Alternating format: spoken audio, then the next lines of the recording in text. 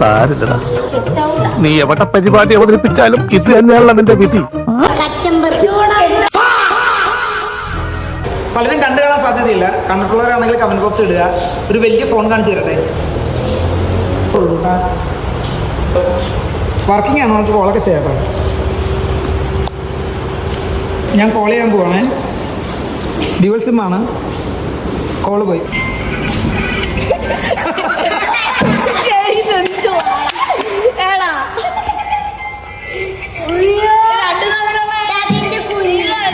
ഇതിന്റെ ഓണറെ കാണിച്ചു തരട്ടെ.